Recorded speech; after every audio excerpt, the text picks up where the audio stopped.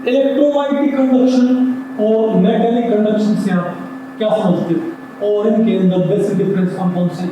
नमस्ते, मेरा नाम जलाल है और इस लेक्चर में हम इन्हीं प्रश्नों के उत्तर खोजने की कोशिश करेंगे।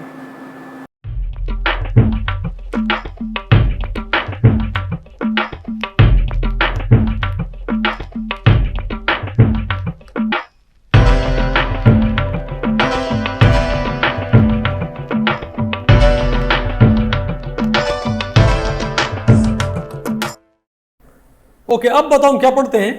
Electrolytic and metallic conduction. तो भाई आपको भी ये पता होना चाहिए कि जो इलेक्ट्रिसिटी होती है ना, जो बिजली होती है, उसके दो तरह के कंडक्शन होते हैं। एक तो कौन सा? इलेक्ट्रोलाइटिक कंडक्शन, और एक क्या होता है? Metallic conduction. अब इलेक्ट्रोलाइटिक कंडक्शन या मेटालिक कंडक्शन के बारे में बात करने से पहले आपको ये पता होना चाहिए करंट क्या होता है। क्या करंट क्या होता है? तो व्हाट इज करंट? हाँ बेटा बताओ। नहीं, किसने बोला है? करंट होती है धारा। क्या होती है? धारा। कोई भी मूवमेंट क्या होता है? कोई भी any directional movement is called current. For example ये मानो ये एक ढलान है और यहां से ऊपर से ये पत्थर लुढ़कते आ रहे हैं, ठीक है बात? तो ये भी क्या, इसको मान लो ये क्या है? लड्डू है, तो लड्डू ऐसे वही रोल करते नहीं आएंगे, तो इसको आप बोलोगे लड्डू करंट। क्या बोलोगे?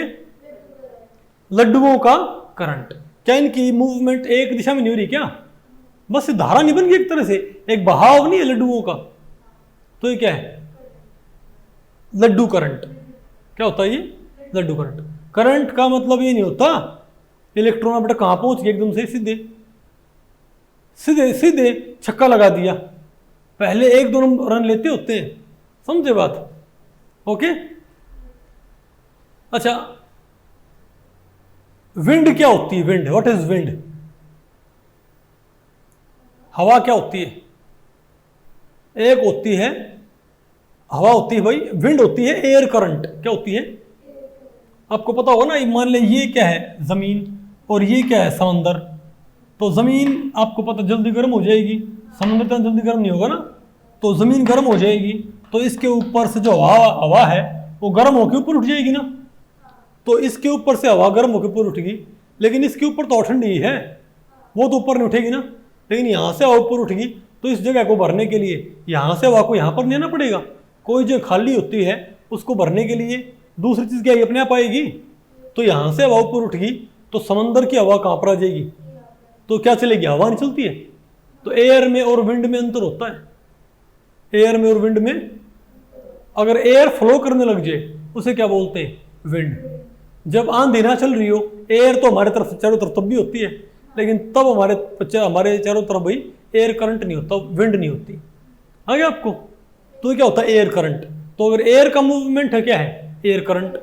और अगर मान लिया ऊपर एक पहाड़ी है और आपने हो ना, जब बारिश आती है और किसी का घर गांव में ऊंची चढ़ाई पे हो, तो वहां से गांव में जो नीचा पोर्शन होता है वहां तक पानी बह के आता है गलियों में से, तो वो क्या होता है? Water current. क्या होता है? तो करंट का मतलब क्या होता है? Flow. What is current? Directional flow of anything. Directional flow of anything is called current. आ गया आपको? It can be air current, it can be water current, it can be laddoo current even. Okay. तो अब आप कहते हो ना current, वो होता है इलेक्ट्रिक करंट। क्या होता है? Electric current. तो इलेक्ट्रिक करंट क्या होता है? Flow of charge. क्या होता है? इसको इलेक्ट्रॉन मत बोलो, flow of charge per unit time. क्या होगा? फ्लो ऑफ चार्ज होगा ना पर यूनिट टाइम। देखो नहीं, फ्लो ऑफ चार्ज हो एक दिशा में, तो क्या करंट तो है। अब वो करंट ज्यादा है कि कम है? वो करंट ज्यादा है कि कम है, इसको हम कैसे मालूम करें? तो आप जैसे आप वाटर करंट को आप जज कर सकते हो ना, वैसे आप इलेक्ट्रिक करंट को भी जज कर सकते हो। नहीं समझे बात? अच्छा, अब आप मुझे बताओ थोड़ा, मैं आपको नहीं है इलेक्ट्रिक करंट थोड़ा आपको बताता हूं मैं, ओके, कि ये बनता कैसे है। क्या मैं एक बार आपको वाटर करंट बताने की ट्राई करता हूं। क्या वाटर करंट? अगर मेरे पास दो टंकी हैं, ओके, ये टंकी में पानी, ये टंकी भरी है, ये टंकी में पानी बहुत थोड़ा है। ओके, अब इन दोनों टंकियों को अगर मैं किससे जोड़ देता हूं, एक पाइप से, ठीक है, तो क्या यहां से वाटर फ्लो करेगा? जब तक ये टंकी अलग अलग थी, इसको हमने नहीं जोड़ा था, तो कोई यहां पर वाटर करंट नहीं था ना। लेकिन अब क्या हो जाएगा, वाटर कहां से कहां फ्लो करेगा, from higher value to lower value. अच्छा, एक होता है ग्रेविटेशनल पोटेंशियल, एक होती है ग्रेविटेशनल एनर्जी। क्या होती है? ग्रेविटेशनल एनर्जी होती है, पता होगा ना आपको क्या होती है? Mass into gravity into height, mgh। कभी नाम सुना mgh का? नहीं समझे बात? तो यहां पर ऊंचाई ज्यादा है, तो यहां पर हम क्या बोलेंगे, हाई पोटेंशियल पे क्या है, पानी है, और यहां पर क्या, लो पोटेंशियल पे। नहीं समझे बात? तो हाई ग्रेविटेशनल पोटेंशियल से ये क्या है, लो ग्रेविटेशनल पोटेंशियल, क्योंकि आपको तो ना ग्रेविटी होती है, जमीन भाई चीजों को अपनी तरफ खींचती है। तो पानी कहां से कहां फ्लो करता है, from higher gravitational potential to lower gravitational potential. High to low हर चीज फ्लो करती है। क्या? हर चीज कहां से कहां फ्लो करती है, हाई टू लो। अगर आपने उनको जोड़ दिया तो नहीं, आपको नहीं बता, आपको पहले पड़ी। तो इससे हमारे पास क्या बन जाएगा, बताओ भाई? इससे हमारे पास क्या बन जाएगा, वाटर करंट, इजंट इट? और इसको आप मेजर कैसे कर सकते हो? तो फ्लो ऑफ वाटर है ना, तो आप क्या बोलोगे, अमाउंट ऑफ वाटर फ्लोन। तो ये वाटर करंट तेज है कि कम है, हमको कैसे पता लगेगा? अगर आप ये बताओ, मान लिया एक बार तो यहां पर मान लिया पहले दिन टंकी ये फुल भरी है, ये टंकी खाली है, तो पहले दिन हमने इनको जोड़ा ना, ठीक है, तो मानो 5 मिनट में 100 लीटर पानी बह गया। कितना? 100 लीटर। तो करंट की रेट क्या ही है, नहीं 5 सेकंड में 10 लीटर पानी बह गया। कितना? 10 लीटर पानी बह गया मानो, तो हम क्या बोलेंगे, 10 लीटर पानी बहता है, हम क्या बोलेंगे, 5 सेकंड में कितना बहता है, 10 लीटर। 1 सेकंड में 10/5, तो हम क्या बोलेंगे, पर सेकंड 2 लीटर पानी बहा ना। तो ऊपर क्या है, amount of water phloem by time taken, क्योंकि आपने इसको भाई क्वांटिफाई तो करना पड़ेगा, फ्लो है, लेकिन फ्लो ज्यादा है कि कम है, ये करंट ज्यादा है कम है, इसको हम कैसे मेजर करेंगे? अच्छा, नेक्स्ट डे ये टंकी बहुत भरी है और ये बिल्कुल खाली है, तो अगर यहाँ पर लेवल ज्यादा होगा तो पानी का भाव तेज नहीं होएगा। ये मान नेक्स्ट डे, पहले दिन तो 5 सेकंड में 10 लीटर पानी बहा था, अगले दिन 5 सेकंड में 20 लीटर पानी बह गया, तो हम क्या बोलेंगे, 20/5 आएगा। नहीं समझे बात? तो पहले दिन पर सेकंड कितना पानी बह रहा था, 2 लीटर, अगले दिन पर सेकंड 4 लीटर। नहीं आपको? तो सेकंड डे आपको यहां पर करंट फास्ट नजर आएगा ना, सेकंड डे यहां पर आपको पानी का भाव तेज नजर आएगा, पहले दिन आपको पानी का भाव यहां पर भाई धीमा नजर आएगा। तो ज्यादा इस बहाव को आप कैसे मेजर कर सकते हो, इस बहाव को आप कैसे क्वांटिफाई कर सकते हो? क्वांटिफाई मतलब इसको माप कैसे सकते हो? मतलब बोलो भाई, amount of water phloem divided by time taken. नहीं है आपको? बताओ भाई। तो सिमिलर आर्गुमेंट, जैसे हाई ग्रेविटेशनल वैल्यू से, हाई ग्रेविटेशन पोटेंशियल से लो ग्रेविटेशन पोटेंशियल, अगर आपने एक हाई ग्रेविटेशन पोटेंशियल पानी, इस पानी की पोटेंशियल एनर्जी क्या ज्यादा है, इसकी एनर्जी क्या है कम है, तो पानी फ्लो नहीं करता क्या, higher value to lower value. अगर आपने इनको पाइप से जोड़ दिया तो, और आपने इनको पाइप से नहीं जोड़ा तो कुछ नहीं होएगा ना, ठीक है। तो उसी तरीके से क्या एक चीज होती है इलेक्ट्रिक पोटेंशियल। क्या होता है?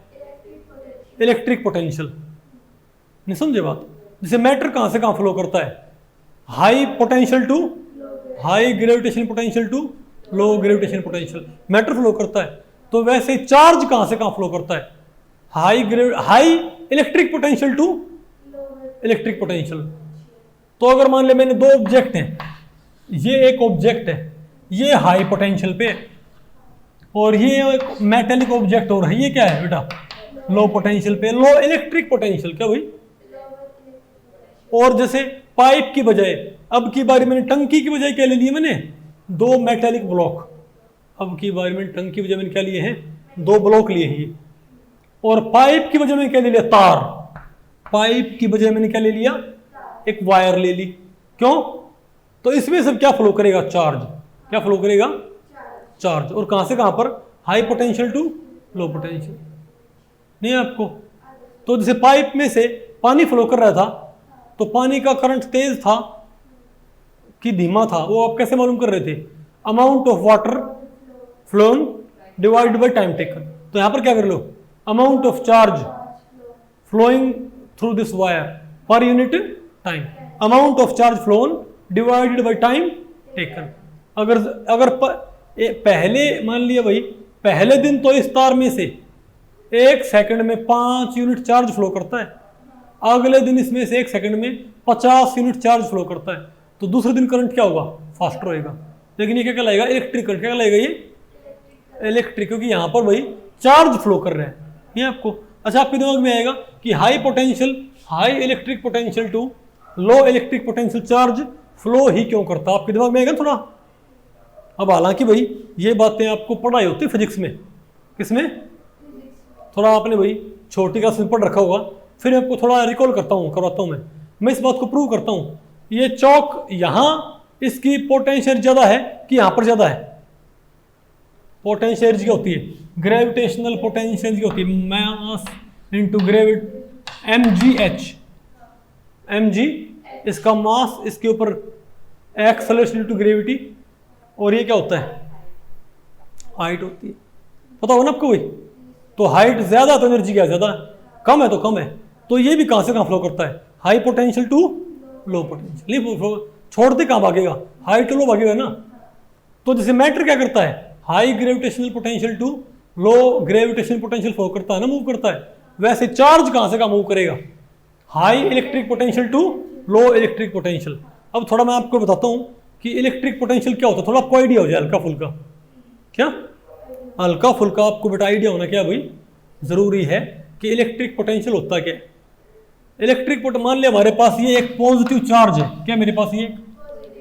तो आपको पता होगा ना पॉजिटिव चार्ज का चारों तरफ एक फील्ड होता है। आपको थोड़ा पता होगा, अगर पॉजिटिव चीज पॉजिटिव के नजदीक आए तो रिपेल होती है। क्या होती है? रिपेल होती होगी ना।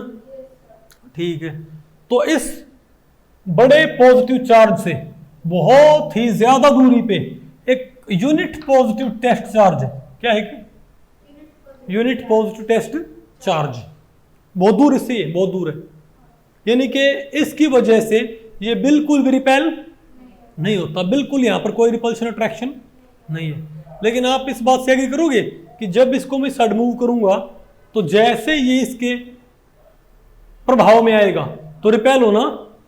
जैसे अगर मान लिया किसी इंसान ने प्याज बो रखे हैं, क्या बो रखे हैं? प्याज, पता हो ना। अब प्याज में से जो प्याज बोते हैं या प्याज की खेती करते हैं, प्याज की एक पर्टिकुलर स्मेल होती है ना, पता आपको बेटा? प्याज की एक पर्टिकुलर, अरे प्याज की एक स्मेल नहीं होती क्या? ऑनियन, बोलो भाई, इजंट इट? तो मानो किसी ने प्याज बो रखे हैं लेकिन हम उससे बहुत ज्यादा दूर हैं, तो हमको उसमें स्मेल, लेकिन उसका एक पर्टिकुलर फील्ड में जाने के बाद उसका एक अपने चारों तरफ एक ओरा होता है जिसमें उसकी स्मेल होती है, पता लग जाए कि प्याज बो रहा है खेत में, नहीं है आपको? तो सिमिलरली जब ये इसके नजदीक आएगा तो एक टाइम ऐसा नहीं आएगा कि ये रिपेल होना शुरू हो जाएगा, एक खास दूरी पे आके बेटा ये रिपेल होना शुरू हो जाएगा ना। तो मैं आपसे ये बात पूछूं कि इसको ए तक और बी तक, क्या तो इसको ए तक, और जितना आप इसको नजदीक लेके आओगे ना उतना ये ज्यादा रिपेल होगा, नहीं आपको? तो इसको यहां से लेके यहां तक लेके आने में ज्यादा काम होएगा कि यहां से इसको यहां तक लेके आने में ज्यादा एफर्ट लगाना पड़ेगा। एफर्ट मतलब जितना आप काम करोगे, जितना आपको भाई एफर्ट, समझ गए ना आप मेरी बात? जैसे अगर मान लिया आप कोई चीज, मान लिया कोई गाड़ी आपको खींच के लेके जानी है, तो एक तो आप उसको 2 किलोमीटर खींच के लेके जाओ और एक 20 किलोमीटर, तो 20 किलोमीटर में आप ज्यादा थक जाओगे ना, क्योंकि आपकी ज्यादा एनर्जी खर्च होगी, नहीं है आपको? तो सिमिलरली मैं आपसे पूछूं, इस चार्ज को ए पर लेके आने में ज्यादा एफर्ट लगेगा कि बी पर लेके आने में ज्यादा एफर्ट हांगा लगेगा? बताओ क्यों भाई? क्योंकि जितना नजदीक आएगा ये उतना ही ज्यादा क्या होगा? रिपेल। ये कुछ ऐसा जैसे कोई एक फराटा हो, कोई पंखा बहुत तेज है तो उससे हम बहुत दूर हैं तो कोई दिक्कत नहीं है, जितना नजदीक जाएंगे उतना हमको भाई उसके नजदीक जाने में ज्यादा एफर्ट लगेगा। क्यों? वो हमको दूर फेंक रहा है हवा से, नहीं है आपको? तो आपको पता है किसी चीज को उठाने में, किसी चीज को मूव करवाने में जो आप वर्क करते हो ना, वही क्या बन जाती है उसकी एनर्जी। कैसे? इस चौक को अगर मैं यहां से यहां उठाता हूं तो उसको यहां से यहां उठाने में जो मैंने काम किया है ना, वो ही क्या बन गया, इसका एनर्जी बन जाएगी। नहीं है आपको? नहीं बता आपको पहले पड़े। मैं आपसे पूछूं, इस चौक को यहां से यहां उठाने में ज्यादा एफर्ट लगेगा मुझे कि यहां से यहां उठाने में? तो आप यहां पर क्या बोलो, हाई एनर्जी है, हाई पोटेंशियल है। यहां पर क्या है? तो छोड़ते कहां से कहां भागती चीज? हाई टू लो भागती है। नहीं है आपको? तो सिमिलरली इसको यहां तक लेके आने में जो काम आपको करना पड़ेगा, जो आपको एफर्ट लगाना पड़ेगा, जो आपका खर्चा आएगा, वो खर्चा क्या बन जाएगा? पोटेंशियल। तो इलेक्ट्रिक पोटेंशियल क्या होता है बताओ? Work done in moving a unit positive test charge from infinite to that particular point. नहीं है आपको? तो यहां पर एफर्ट कम लगेगा, यहां पर एफर्ट क्या लगेगा? ज्यादा। तो यहां पर हम क्या बोलेंगे? तो जो एफर्ट ही क्या होता है? पोटेंशियल। जितना आपका खर्चा होगा ना, वही क्या बन जाता है? उसका पोटेंशियल। तो यहां तक लेके आने में ज्यादा खर्चा, तो यहाँ ये क्या होगा? High potential point. ये क्या होगा? Low potential point. अच्छा, आप इसको थोड़ा आइडिया ले सकते हो, यहां पर मोर रिपल्शन होगा, तो आप ये भी कह सकते हो हाई रिपल्शन पॉइंट क्या होता है? High potential point. और लो रिपल्शन साइड क्या होती है? लो रिपल्शन पॉइंट। तो अगर मान लिया मैं इस चार्ज को यहां रखूंगा तो छोड़ते हुए कहां भागेगा? हाई पोटेंशियल टू, वो रिपेल नहीं हो जाएगा भाई। नहीं समझे बात? तो high potential to low potential क्या फ्लो करता है? तो अगर मैं एक पॉजिटिव चार्ज को जादू के जोर से यहां पर रख दूं और छोड़ दूं उसको, तो वो इस साइड भागेगा, किस साइड भागेगा? एक बहुत तेज क्या चल रहा है? फर्राटा। एक बहुत तेज क्या चल रहा है भाई? फर्राटा चल रहा है, इस साइड हवा चल रही है। नहीं है आपको? तो कोई एकदम से आपको यहां पर रख दे तो आप इस साइड आओगे, किस साइड जाओगे? नहीं आपको समझ में? तो सिमिलर बात यहां पर है आपको।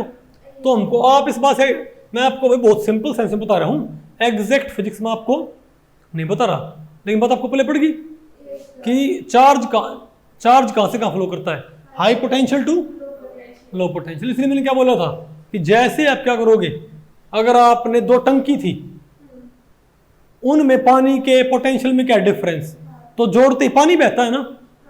वैसे ही अगर दो ऑब्जेक्ट हैं, उनके इलेक्ट्रिक पोटेंशियल में क्या है? डिफरेंस। ये है हाई पोटेंशियल पे, ये क्या है? लो इलेक्ट्रिक पोटेंशियल पे।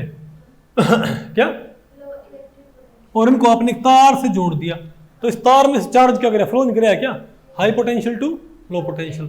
तो per unit charge, per unit time जितना चार्ज फ्लो करे, क्या वो क्या हो जाएगा? हमारा करंट। क्या हो जाएगा? नहीं बेटा आपको? तो जो आई होगा ना, क्या हो जाएगा? Q by T, flow of charge per unit time. क्यों? तो यहां पर क्या है? बोलो भाई। नहीं आपको समझ? अच्छा ध्यान रखियो भाई, वो ध्यान रखियो, ये जो होता है करंट होता है, नहीं आपको ये पक्का? तो चार्ज का फ्लो होना चाहिए, तो इलेक्ट्रिक करंट। तो एयर करंट बनाने के लिए किसका फ्लो होना चाहिए? एयर का। वाटर करंट बनाने के लिए किसका फ्लो होना चाहिए? वाटर का। लड्डू करंट बनाने के लिए लड्डू फ्लो करने चाहिए। उसी तरीके से इलेक्ट्रिक करंट बनाने के लिए बेटा क्या होना चाहिए हमारे पास? चार्ज का फ्लो होना चाहिए। अब आप कह सकते हैं इलेक्ट्रिक चार्ज का, किसका भाई? इलेक्ट्रिक चार्ज का फ्लो होना चाहिए। आ जाएगा नहीं? अगर इलेक्ट्रिक चार्ज एक खास दिशा में मूव कर रहा है तो क्या बन जाएगा? करंट। इलेक्ट्रिक करंट कहलाएगा वो। आ गया? अब मैं आपको बताऊं भाई, ये जो इलेक्ट्रिक करंट होता है ना, ये दो तरह का होता है। किन तरह का? दो तरह का। देखो मैं आपको बिल्कुल भाई, चाहे आपने इवन 9th 10th में नहीं पढ़ रखा है, मैं तब भी आपको एक रेफरेंस देके चलता हूं ताकि आपके दिमाग में कंफ्यूजन ना हो। ठीक है? अब आप ये बताओ कि डिफरेंट जो मटेरियल होते हैं उनमें बताओ क्या होता है? बताओ। अब चार्ज को कौन, अब आपको पता है, एक हमारे पास होता है NaCl का एटम। आपने नमक का क्रिस्टल देखा है? नमक का क्रिस्टल क्या होता है? नमक का क्रिस्टल देखा होगा ना आपने? नमक का टुकड़ा। आपको पता नमक के टुकड़े में से बिजली पास नहीं होती। क्यों नहीं होती भाई? नहीं पहले बताओ। तो आपके दिमाग में आएगा कि भाई अब लोहा या सोडियम मेटल, आप बताओ आपके पास चांदी का तार है क्या आपके पास, या आपके पास भाई कोई कोई मेटल का तार है, तो मेटल में से करंट पास नहीं करता क्या? अगर आप किसी बिजली के तार को किसी चिमटे से छुआ देते हो तो आपको करंट लगता है ना? ऐसे कैसे लगता करंट? क्योंकि जो मेटल होती है ना, क्या होती हैं? मेटल, उनके अंदर होते हैं फ्री इलेक्ट्रॉन्स। क्या होते हैं? फ्री इलेक्ट्रॉन्स कौन से होते हैं? मैंने आपको पढ़ाया था ना, wave mechanical model of atom, कि नहीं पढ़ाया? तो उसमें फुल्ली फिल्ड शेल के बाद जो इलेक्ट्रॉन्स बचते हैं उनको बोलते हैं वैलेंस इलेक्ट्रॉन। क्या बोलते हैं उनको? Valence electron. अगर किसी में valence electron free to move है, क्या है? फ्री टू मूव है, नहीं समझे बात? तो वो क्या कैरी करेंगे? देखो कई मटेरियल्स में क्या होता है, कई मटेरियल्स में क्या होता है, इलेक्ट्रॉन्स मूव करने के लिए क्या होते हैं? अवेलेबल, और कईयों में मूव करने के लिए अवेलेबल नहीं होते। नहीं आपको अगर मैं बताऊं, अगर किसी में सारे के सारे सब शेल क्या हो फुल्ली फिल्ड, तो उसमें इलेक्ट्रॉन मूवमेंट पॉसिबल नहीं होती। ओके, तो वो क्या करेंगे? तो सॉलिड स्टेट में वो करंट कैरी नहीं कर सकते। लेकिन अगर मान लिया हमारे पास सोडियम, हमारे पास क्या बताओ भाई, सोडियम मेटल है, तो आप सोडियम मेटल को अगर आप बिजली, अगर आपके पास एक सोडियम मेटल टुकड़ा है और उसको आप बिजली के तार से छुआ दोगे, आपको करंट लगेगा। कैसे भाई? क्यों? सोडियम का इलेक्ट्रॉनिक कॉन्फ़िगरेशन क्या होता है, ये मैंने पढ़ा थोड़ा सारा, ये बताओ 1s2 2s2 2p6 था ना कॉन्फ़िगरेशन वही, और क्या हो जाएगा 3s1। तो ये जो इलेक्ट्रॉन होता है ना, क्या होता है? Free to move. क्या होता है ये इलेक्ट्रॉन क्या होता है? फ्री टू मूव होता है। तो कई मटेरियल्स के अंदर इलेक्ट्रॉन्स होते हैं, वो क्या होते हैं? फ्री टू मूव होते हैं। और वो आमतौर पे किन में होते हैं? जिनमें क्या हो, जिनमें नहीं है, जो ये सब शेल होती हैं, ये फुल्ली फिल्ड ना हो। जिन भी मेटल्स के, जिन भी एलिमेंट्स के अंदर क्या नहीं होएगा बताओ?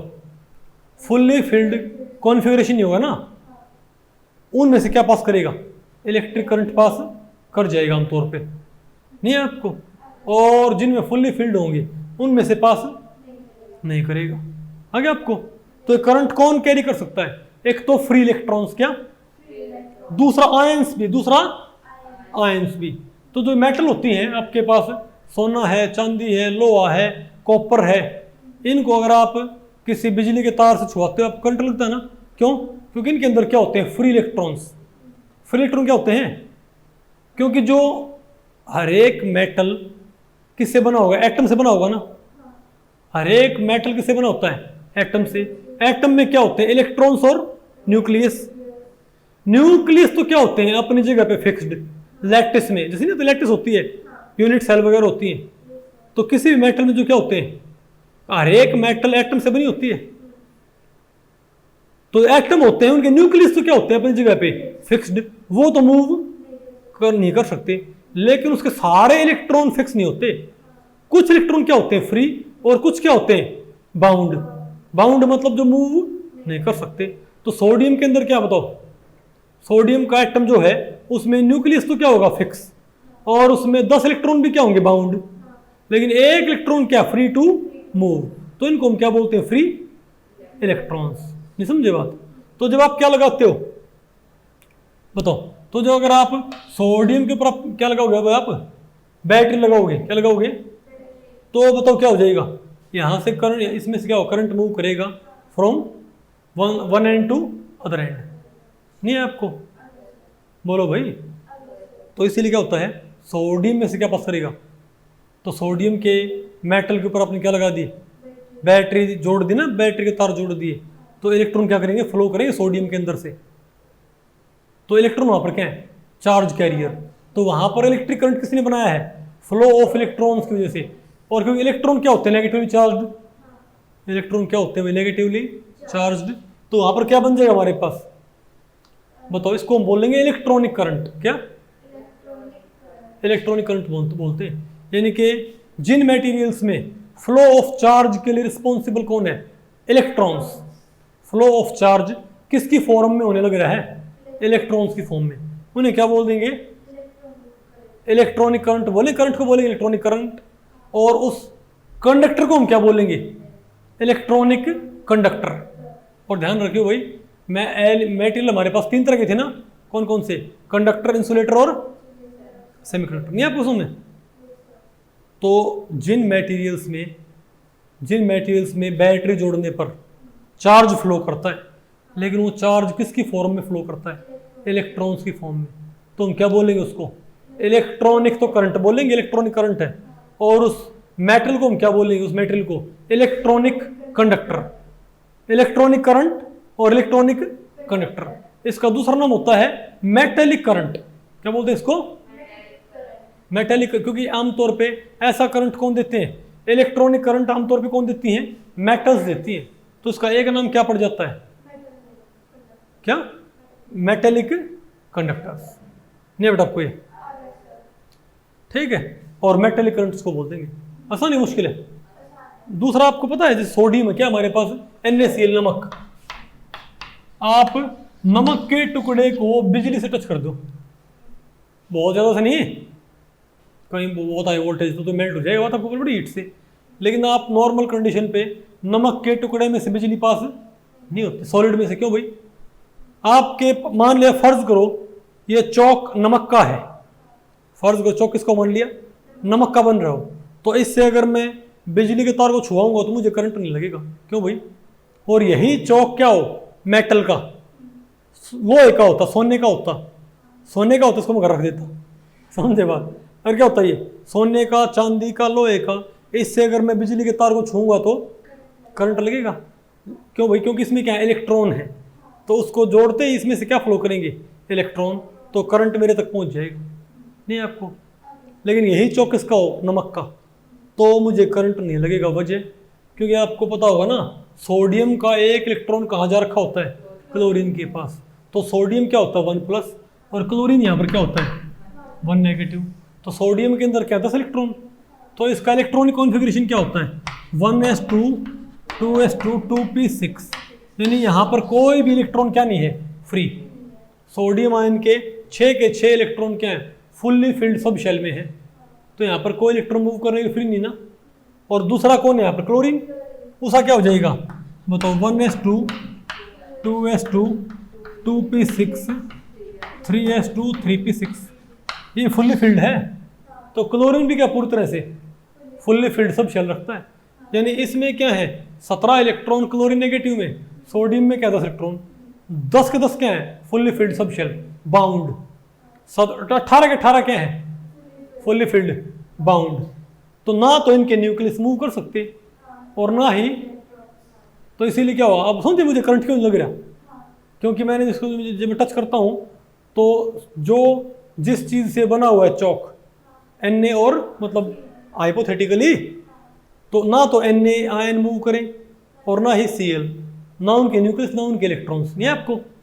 लेकिन आप एक काम करो, इस NaCl को आप मेल्ट कर दो या पानी में मिला दो, इसमें,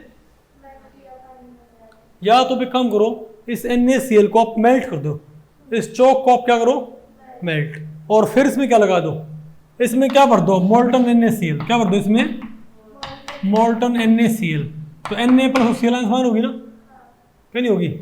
अब इसमें क्या रख दो, बैटरी, बोलो भाई प्लस की बैटरी और ये क्या माइनस की रॉड।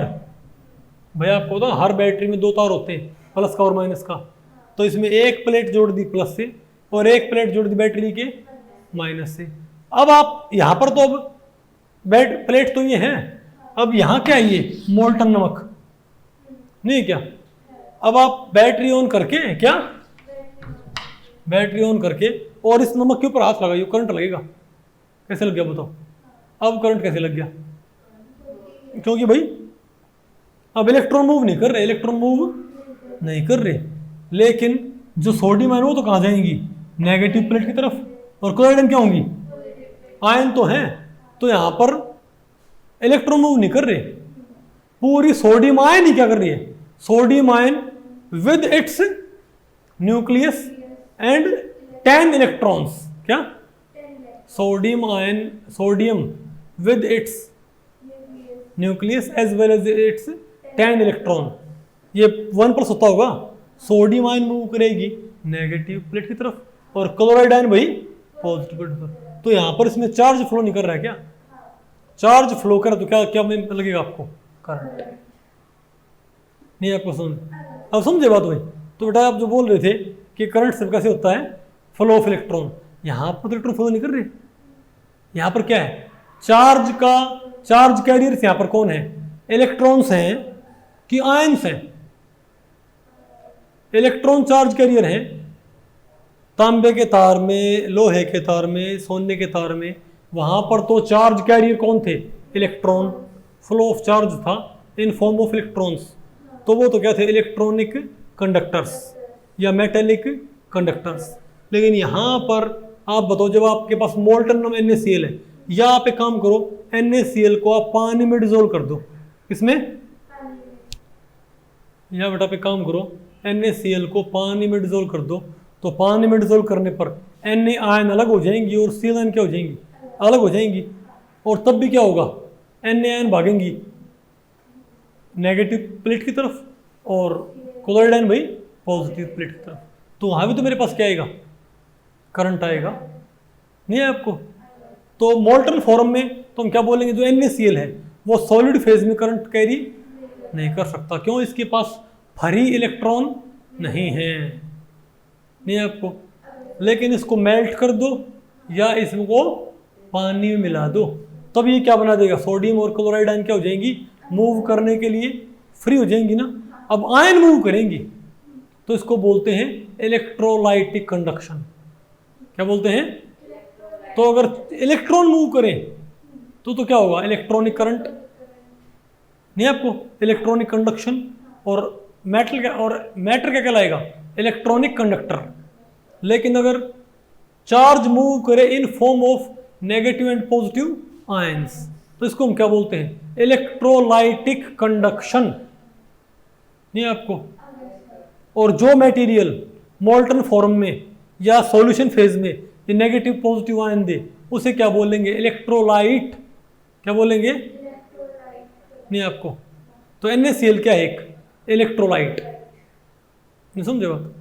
और इसको पानी में मिलाने पर या मेल्ट करने पर जब करंट गुजरता है इसमें से, उसको हम क्या बोलेंगे? उस करंट गुजरने को इलेक्ट्रोलाइटिक करंट या इलेक्ट्रोलाइटिक कंडक्शन। नहीं आपको? और NaCl क्या कहलाएगा? Electrolytic conductor. नहीं आपको? ये आसान है मुश्किल है? अब मेरे ख्याल से आपको पल्ले पड़ गया होगा। तो आप क्या कह रहे थे? ये आपको उसमें भी होता है, इवन फिजिक्स में भी होता है आपका ये काफ़ी सारा पोर्शन। ये फैराडे तो अभी होते हैं, तो काफ़ी सारा पोर्शन आपका फिजिक्स का भी कवर होने लग रहा है भाई। ठीक है, अच्छा बताओ क्या भाई difference between electrolytic and metallic conduction. Metallic मतलब इलेक्ट्रॉनिक और इलेक्ट्रोलाइटिक आपको पता है नेगेटिव और पॉजिटिव आयन वाला। इसमें क्या होता है? चार्ज कैरियर्स आर इलेक्ट्रॉन्स, यहाँ पर क्या होते हैं? Charge carriers are ions. यहाँ क्या होता है? Conduct electricity without undergoing decomposition. जो इलेक्ट्रॉनिक क्या होते हैं? कंडक्टर, वो टूटते नहीं है बिजली गुजारने पर। क्या? बिजली गुजारने पर या बिजली गुजारने के लिए उनको टूटना नहीं पड़ता। लेकिन जो हमारे पास क्या होते हैं? इलेक्ट्रोलाइट कंडक्टर, उन्हें क्या करना पड़ता? टूटना पड़ता भाई।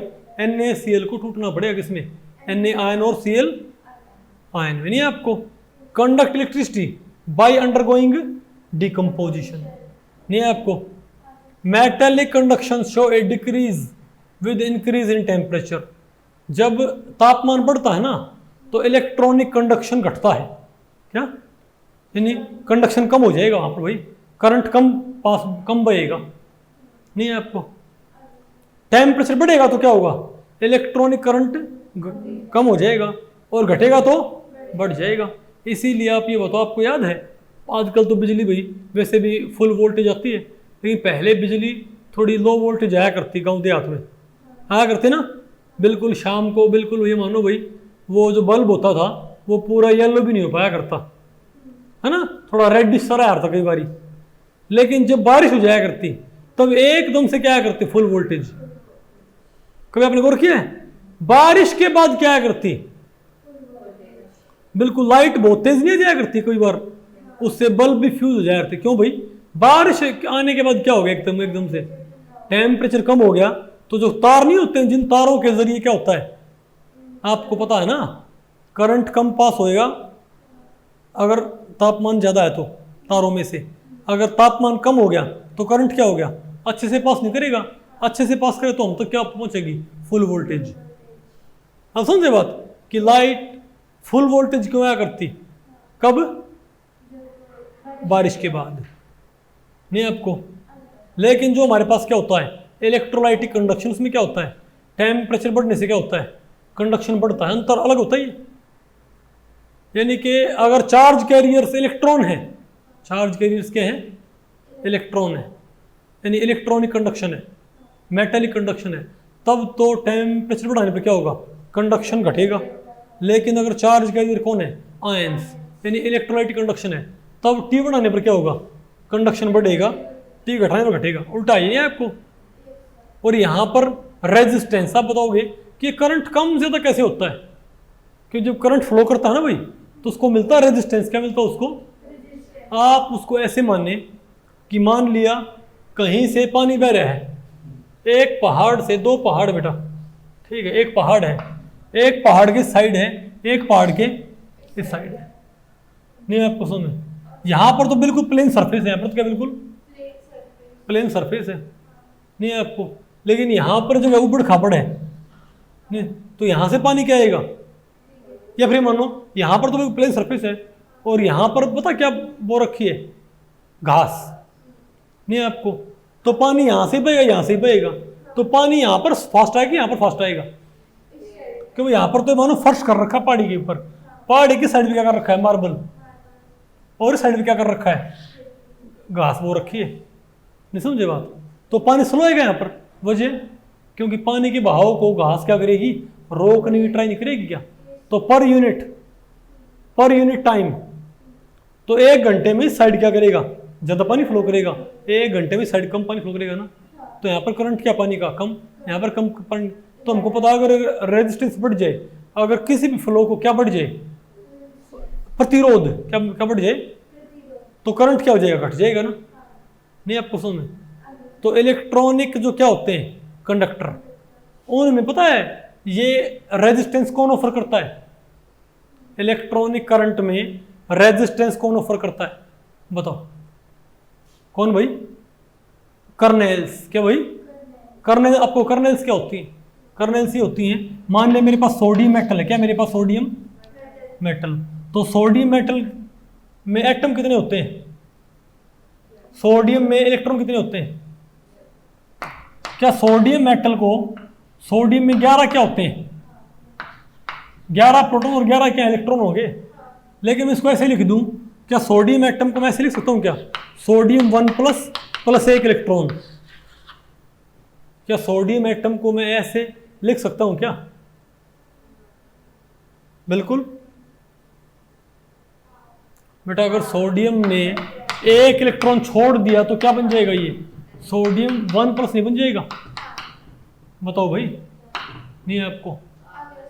तो सोडियम के अंदर न्यूक्लियस तो मूव करेगा नहीं मूव करेगा ना, क्यों मूव करेगा, और न्यूक्लियस के साथ साथ बाउंड कौन है, न्यूक्लियस तो अपनी लैटिस में फिक्स है, न्यूक्लियस अपनी लैटिस में फिक्स है। और कितने इलेक्ट्रॉन बाउंड है, फुल्ली फिल्ड सब शेल वाले, कौन से, 1s2 2s2 2p6, 1s2 2s2 2p6, तो 6 और 4 10 इलेक्ट्रॉन क्या है, फिक्स्ड नहीं, क्या बाउंड है। तो बाउंड पोर्शन में कौन कौन है, एक तो न्यूक्लियस, न्यूक्लियस का चार्ज क्या है, बताओ बेटा, +11, +11 इसका है न्यूक्लियस का चार्ज है ना, और बाउंड इलेक्ट्रॉन कितने हैं, 10, तो 10 इलेक्ट्रॉन भी क्या है, बाउंड है, नहीं है आपको। तो इसको बोलो कर्नेल। तो किसी एटम के बाउंड पोर्शन को क्या बोलते हैं, कर्नेल, और फ्री पोर्शन क्या हो गया आपका, फ्री इलेक्ट्रॉन। तो सोडियम के अंदर 1 इलेक्ट्रॉन को छोड़ के, एक तो न्यूक्लियस और 10 इलेक्ट्रॉन और एक न्यूक्लियस की असेंबली क्या होती है, फिक्स्ड, वो मूव नहीं करती भाई, नहीं आपको सुने, अरे बोलो, वो फ्री नहीं मूव करने के लिए। तो इसका चार्ज क्या बना कर्नेल का, तो +11 -10 +1 हो गया ना, तो और ये क्या है, फ्री वाला पोर्शन। तो ये तो क्या होगी हमारी कर्नेल, एक न्यूक्लियस और 10 इलेक्ट्रॉन, ये तो क्या कर्नेल होगी, ये फिक्स है। और ये क्या इलेक्ट्रॉन। तो जब आप सोडियम के ऊपर क्या लगाओगे, बैटरी, जब आप सोडियम को बैटरी के नेगेटिव पॉजिटिव से जोड़ोगे तो कौन मूव करना शुरू कर देंगे, इलेक्ट्रॉन। किस तरफ, पॉजिटिव प्लेट की तरफ। कहाँ पर भाई, नहीं आपको, लेकिन ये तो मूव नहीं करेगा ना। लेकिन जब इलेक्ट्रॉन मूव करते हैं, जब बेटा इलेक्ट्रॉन क्या करते हैं, आप बताओ, एक ग्राउंड है, एक ग्राउंड में आपको रेस लगानी है तो आप अच्छी रेस लगा पाओगे ना, क्यों लगा पाओगे, ग्राउंड बिल्कुल बिल्कुल क्या है, खाली है। एक ग्राउंड में 100 बच्चे रेस लगा रहे हैं, इस दीवार से इस दीवार, इस दीवार से 100 बच्चे यहाँ, उनको यहाँ जाना है, ये रेस लगाएंगे। अच्छा, अच्छी रेस लगाएंगे ना। लेकिन ये मानो इसमें जगह जगह हमने पत्थर रख दिए, इस ग्राउंड में हमने क्या रख दिया, जगह जगह है पत्थर, क्या अभी भी उनकी स्पीड उतनी रहेगी, क्यों, फिर वो साइड से निकल जाए, क्या बात होगी फिर, हाँ स्पीड स्लो होगी, नहीं समझे बात, या इनके ऊपर से जंप करे या कुछ मतलब कुछ बाधा मिलेगी। तो सिमिलर जब इलेक्ट्रॉन मूव करते हैं तो उनमें उनको जगह जगह क्या मिलेंगे बताओ, कर्नेल्स मिलेंगे रास्ते में बैठे पत्थरों की तरह, तो उससे क्या मिलेगा उनको, रेजिस्टेंस। नहीं आपको सुन, तो यहां बताओ रेजिस्टेंस कौन ऑफर करता है, वाइब्रेटिंग कर्नेल्स।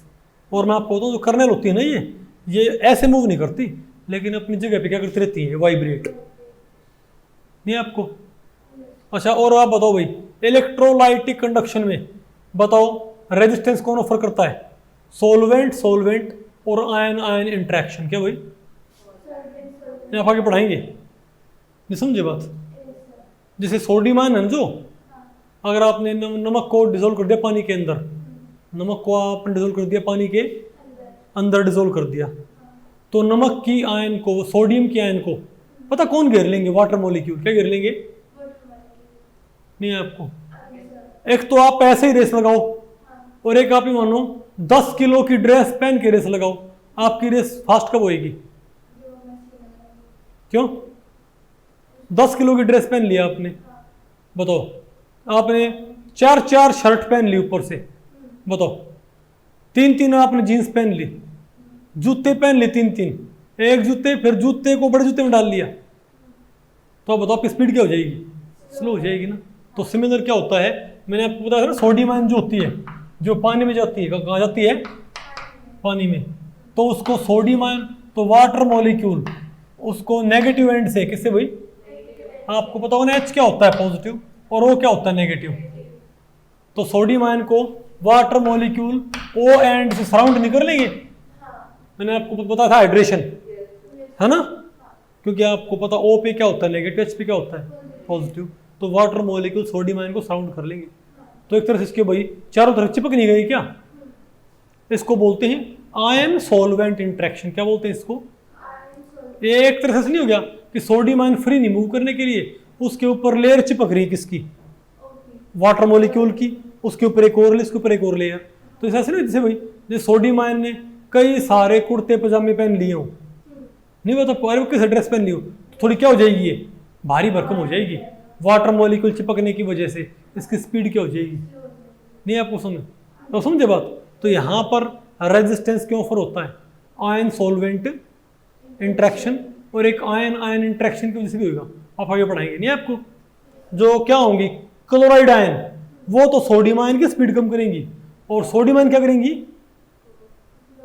क्लोराइड आयन की स्पीड को अफेक्ट करेंगी, थोड़ी घटा देंगी। कैसे घटाएंगे वो आपके बाद की बात है, लेकिन इससे बात आपको पहले पड़ेगी।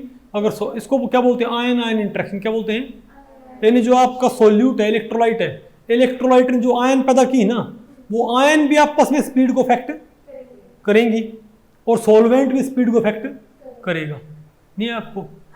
तो ion ion interaction, ion solvent interaction, और सोलवेंट सोलवेंट इंटरेक्शन, इन सब से क्या आता है यहाँ पर, रेजिस्टेंस। नहीं आना आपको ये। और भाई मेटेलिक कंडक्शन क्या होता है, हाई कंडक्टिविटी, यहाँ पर क्या होती है, लो कंडक्टिविटी। मेरे ख्याल से आपको पहले पड़ गया ये, पक्का। तो भाई इस लेक्चर में इतना है। अगर इस लेक्चर के बारे में आपके कुछ प्रश्न या सुझाव हैं तो आप मुझे नीचे कमेंट सेक्शन में पूछ सकते हैं, मैं उनके उत्तर देने की पूरी कोशिश करूंगा। तो वो ठीक है, मिलते हैं अगले लेक्चर में, तब तक के लिए नमस्ते।